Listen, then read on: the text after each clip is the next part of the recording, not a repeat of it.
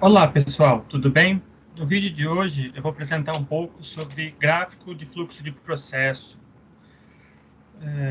Item importante, né, na nossa disciplina, onde a gente precisa conhecer o processo para poder melhorá-lo.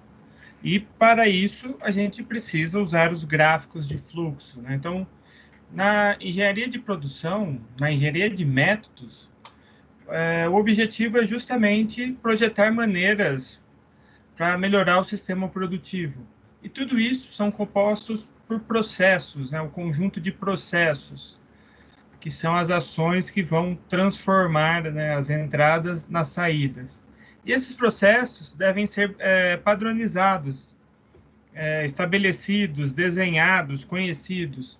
Então, nesse caso, a gente precisa pensar que eu preciso, né, posso usar esse mapeamento, essa descrição do processo na criação de uma nova situação de trabalho, ou no melhoramento de uma situação existente, ou no aprimoramento dessa situação que já era existente. Então, para todos esses itens, eu preciso, de certa forma, controlar ou mapear, desenhar, transformar em algo visível os itens no qual eu estarei estudando, do qual eu estarei implementando. Então, quando a gente fala em estudo de processos, é justamente criação do método e sistemas adequados às necessidades da organização. Então, eu preciso conhecer a organização, preciso conhecer os processos e justamente desenhá-lo, né, criar o método mais adequado.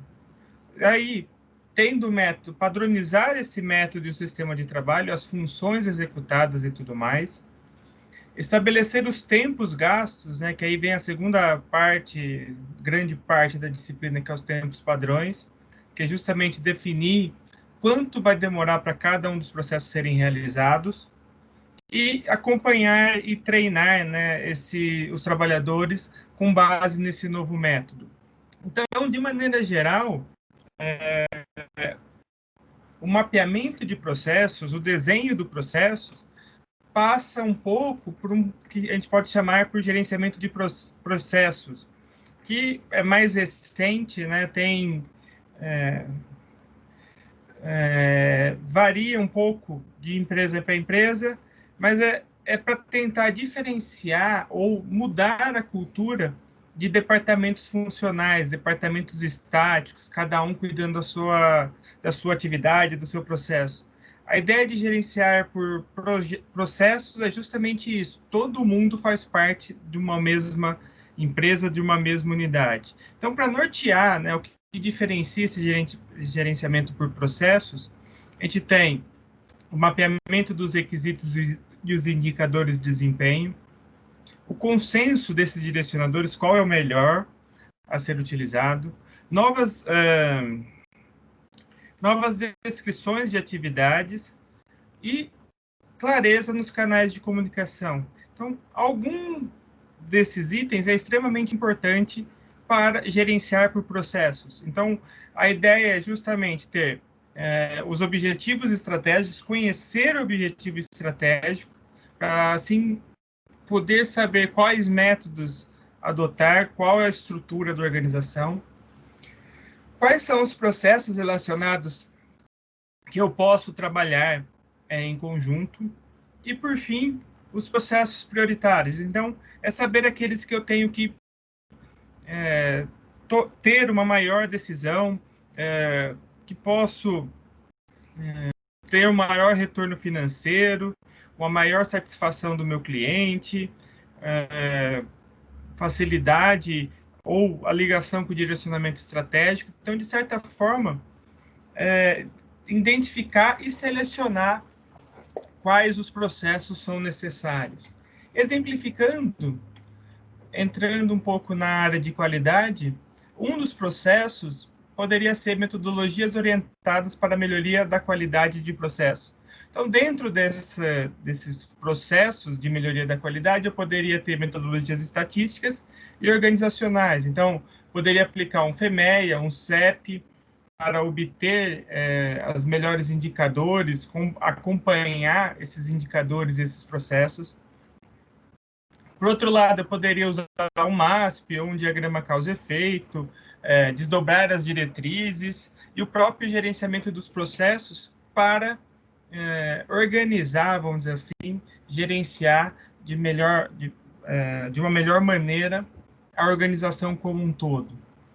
Então, quando a gente fala de mapeamento de processo, o mapeamento em si é transformar uma ferramenta gerencial de comunicação que facilita a visualização do processo em si. Então, a gente sabe quais são as etapas envolvidas, quais são os próximos passos, qual caminho eu devo seguir, né? Então, um fluxograma padrão igual esse tem as várias opções, tem o start, né, o início do processo, e aí tem decisões, tem atividades, tem itens de documento, estoque, então tem vários elementos aí que é possível visualizar. Quando a gente fala, então, do que é mapeamento, é justamente uma ferramenta gerencial e de comunicação, com a finalidade de ajudar a melhorar os processos existentes ou de implementar uma nova estrutura voltada para processos. Em outras palavras, é facilitar esse gerenciamento dos processos existentes na organização.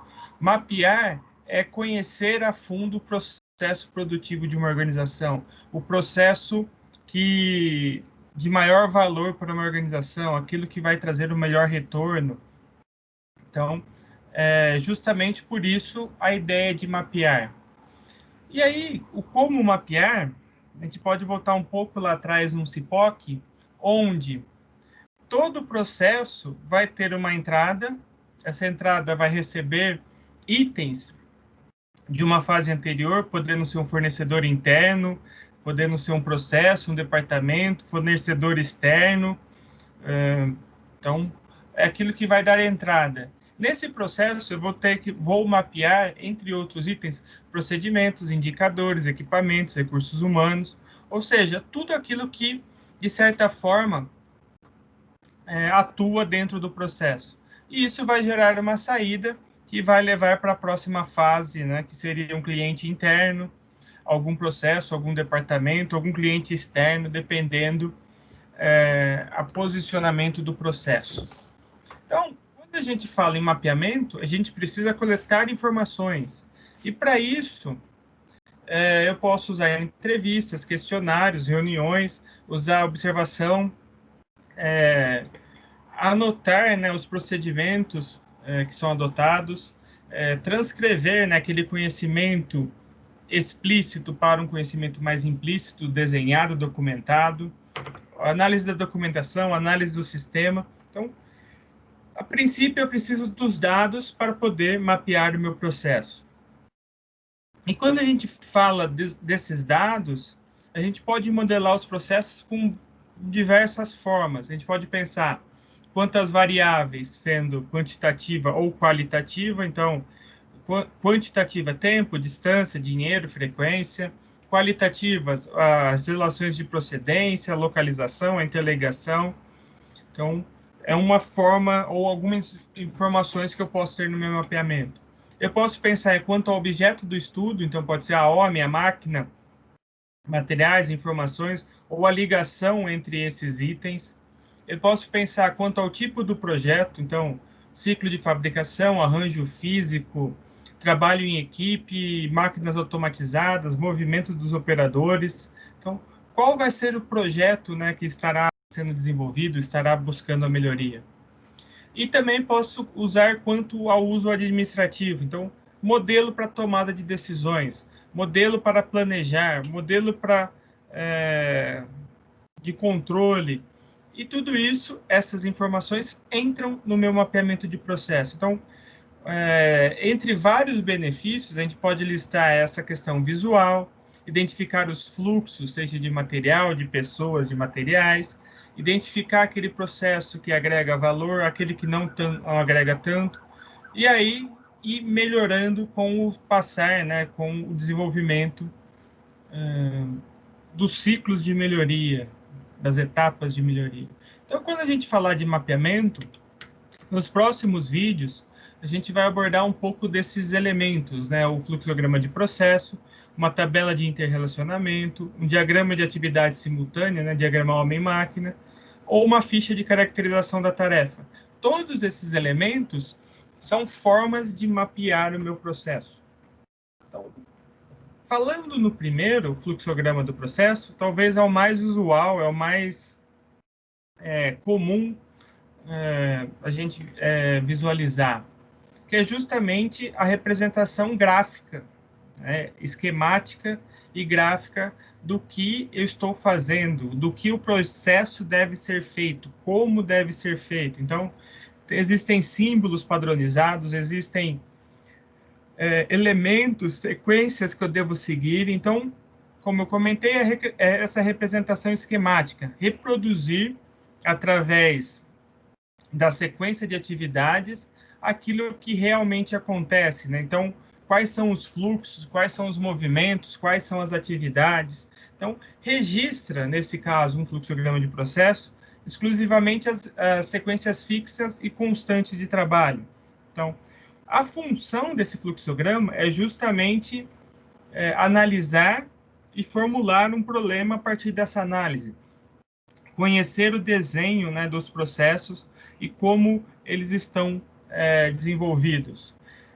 Para exemplificar, num caso bem simples, tirando do livro do Jurandir, imagina numa época bem antiga, onde não existia o WhatsApp, bem antiga, eu digo, não tão antiga, né, uns 15, 20 anos atrás, que você tinha que ligar para fazer um convite para uma pessoa ao ir ao cinema, a ir ao cinema com você. Então, se a gente for mapear essa atividade, que a princípio é simples, envolve o telefonar para ela, só que o telefonar para ela pode estar ocupado o telefone, ou seja, eu tenho que voltar e ligar mais tarde. Se o telefone não estiver ocupado, pode ser que ela atenda ou não atenda, e aí, se ela atender, eu faço o convite. Se ela não atender, eu tenho que perguntar se ela está em casa. Se ela está em casa, eu peço para chamar a pessoa. Se ela não está, eu desligo e torno a ligar mais tarde. Então, se ela não atender e estiver em casa, assim que eu chamar, eu faço o convite. Se ela atender, eu já faço o convite. E aí tem a outra decisão. Ela pode aceitar ou não o meu convite. Se aceitar, só combinar data, horário e ir ao cinema. E se ela não aceitar, eu posso tentar convencê-la. E aí, mais uma vez, ela pode aceitar ou não. Então, esse fluxograma, apesar de simples, dá uma ideia da sequência lógica da formulação de um fluxograma de processos e tem já alguns símbolos apresentados. Então, esse fluxograma, a gente pode usar qualquer ferramenta, tem várias ferramentas, vários aplicativos para desenhar fluxograma. Tem o Visage também, que é utilizado mais para mapeamento de processos, então tem toda a simbologia, mas a princípio, a simbologia tem essas duas caracterizações, né? A da administração científica, ou mais voltado ao padrão ASME, onde circunferência é uma operação, quadrado é inspeção, a seta é um transporte, D é atraso ou espera, e o triângulo invertido é o estoque. Então, a gente pode aí exemplificar operações como pregar, telefonar, mudar algo de local, fabricar, entre outros itens. A inspeção é o exame, né, a questão da qualidade, verificar se está dentro dos padrões. Transporte é a movimentação de materiais, de pessoas, de documentos, entre os processos produtivos, ou do estoque ou para expedição. O atraso já está relacionado, o atraso ou a espera, a situação de aguardar, por exemplo, a máquina processar um material.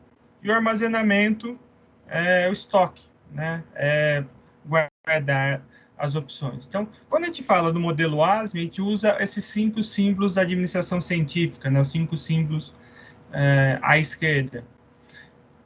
Quando a gente fala quando usa, né, derivados da tecnologia da informação, o Visage, por exemplo, já tem esses outros itens, né? Então, a atividade é um retângulo, a entrada ou saída de um processo é um losango, vamos dizer assim, meio tombado, né, com pouca inclinação. Tem a seta para fluxo, tem o início, que é um item ovalado, e as decisões, que é um losango reto, né?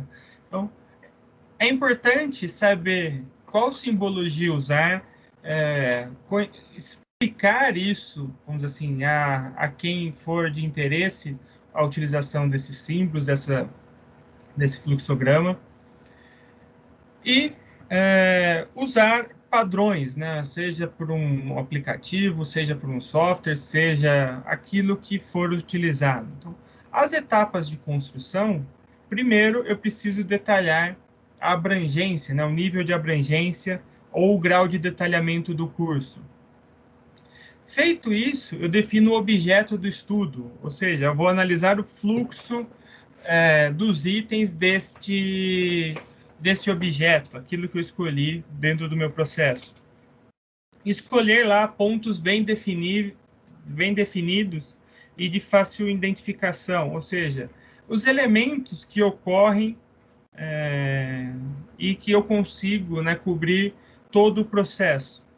Levantar o fluxo, né, desse processamento, definir as etapas, as ordens sequenciais, a ordem lógica, né, dos passos, recolher dados e características suplementares do processo e das atividades complementares. Então, aprimorar o fluxograma com mais informações, utilizar corretamente a simbologia, como eu falei, a padronização dessa simbologia, construir, né, esquematicamente o processo pelas linhas e símbolos, acrescentar o esquema básico, né, informações suplementares desejáveis, às vezes distâncias. Se vocês repararem, no telefonema tinha 5 minutos de espera, caso desse ocupado, esperar 5 minutos e tentar de novo. Então, informações que facilitam o entendimento. E checar a exatidão desse registro e finalmente, computar e sumarizar as informações importantes, né? Então, documentar, apresentar, treinar as pessoas usando estes itens. Então, a gente pode usar esses fluxogramas com várias formatações, vários símbolos, várias formas. Símbolos, lembrando, dentro dos padrões estabelecidos. Então, quando a gente fala usando somente o ASME, a gente pode ter um fluxograma linear de operações. Então, tem lá a matéria-prima no estoque, que é movimentada na sequência por 4 operações que inerentes ao processo produtivo. Depois do quarto processo, eu movimento essa matéria-prima já processada para um departamento de inspeção.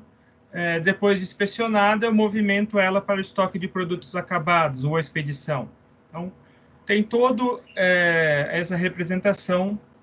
Uma das que poderia ser, eu posso usar essa mesma representação, mas dividir por setorial, né, por setores da empresa. Então, mesmo caso, a matéria-prima está lá no estoque inicial, no estoque de matéria-prima, é movimentado por 4 processos, onde 2 estão na prensa, 2 na pintura, é passado por uma inspeção, movimentado por uma outra máquina, inspeção, e depois vai para a montagem e estoque final. Eu posso também pensar em linhas de montagens, onde vai sobrepondo as matérias-primas de várias origens, que vão se juntando em pontos pré-determinados para formar o produto final. Então, imagina a montagem de um carro, o fluxograma da linha de montagem de um carro. Tem várias matérias-primas de várias origens e vários componentes, e no final chega lá no carro conforme as especificações. E tenho também usando o arranjo físico funcional. Então, o layout existente na fábrica para eu conseguir identificar as movimentações, distâncias, tempos e outras informações que possam ser interessantes para o meu processo. Então, eu posso ter vários níveis de processos, vários níveis de mapeamento, desde o mais simples até o macro, né? Então, ou do macro eu vou para o mais simples para detalhar mais. E aí vem essa ideia, né, de eu ter atividades, subatividades, componentes das atividades, subcomponentes. Então, o meu processo tem lá pesquisa para entrega, instalação e teste, coleta e verificação de um processo de instalação de equipamento de iluminação, de suprimento e instalação de iluminação. Então, na instalação e teste, usando outra simbologia, eu tenho todos esses processos. Então, verifica a segurança, está de acordo ou não está de acordo, tenho lá se vou retificar ou vou instalar, se eu preciso reparar, se está certo. Todas essas etapas que estão na circunferência, eu tenho as decisões a serem tomadas, né? Se sim um caminho, se não outro, até retornar à base e continuar nas etapas macros desse processo. Então, aqui é um recorte de uma parte de um processo que recebe informações da pesquisa e leva informações para coleta e verificação. Então, num processo produtivo, a gente tem vários desses processos ou subprocessos que vão sendo juntados até um produto final, um processo final. E aí, tipos de fluxogramas, tem um mais simples, igual eu falei, o singular, que é justamente uma representação gráfica de uma linha de processo, o primeiro modelo que eu apresentei, que é simplesmente aguardar, inspecionar, movimentar. E aqui um exemplo bem atual, né? Envio de um telegrama. Então, o carteiro está lá aguardando, vai conferir endereço, vai para o endereço, confere se está no endereço certo, aperta a campainha, aguarda ser entendido, entrega o telegrama, confere a assinatura, volta para a agência e aguarda o comprovante e volta novamente a aguardar a emissão de um telegrama.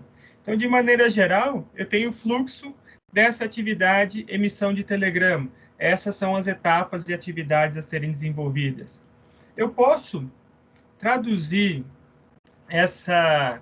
esse diagrama, vamos dizer assim, numa ficha, num modelo, num diagrama vertical, onde eu divido grandes processos em vários outros mais simples, com poucas áreas envolvidas, até gerar um fluxograma, esse modelo de fluxograma, né, esse esqueleto, onde eu tenho atividade, eu tenho o tipo de atividade, se é uma atividade, se é uma transporte, movimentação, espera, inspeção ou estoque. Então, eu vou descrevendo cada uma das atividades. Eu posso pôr já, se eu souber a duração dessa atividade, se eu tiver o tempo padrão, ou calcular lá um tempo médio de duração para aprimorar o estudo do tempo padrão, e a distância percorrida, buscando encontrar itens para melhorar o fluxo, a informação, a movimentação, eliminar aqueles desperdícios, conforme eu comentei já nas primeiras aulas. E a partir desse diagrama, eu posso quantificar a quantidade de operações e tempos, por exemplo, em valor de tempos e porcentagem. E aí eu consigo identificar, por exemplo, processos que são produtivos, processos que são de apoio e processos que estão de forma exagerada no meu fluxo de processo. Então, eu quantifico e eu consigo, então, buscar melhorar esse fluxograma, buscar eliminar movimentações desnecessárias, melhorar o processo produtivo, o estoque, entre outras coisas, né? Tentar eliminar os desperdícios. E aí, as vantagens, como eu comentei, pode ser impresso no formulário. Então, a pessoa que geralmente cuida da engenharia de métodos é a pessoa que vai estar lá com uma prancheta e um formulário coletando dados, informações, filmando, observando. Rapidez no preenchimento, já que tem uma simbologia, e é simplesmente preencher essa simbologia, marcar. É fácil a apresentação, é fácil também o entendimento do usuário. Então, de maneira geral, eu tenho vários elementos aí que apresentam a vantagem ou a necessidade de se mapear. Como eu comentei, o mapeamento, seja um fluxo, seja um diagrama de interrelações, seja qual tipo for, o objetivo é sempre conhecer o processo e buscar melhorar esse processo. Então, espero que tenham entendido. Era isso que eu tinha para falar nesse vídeo. Obrigado. Até mais.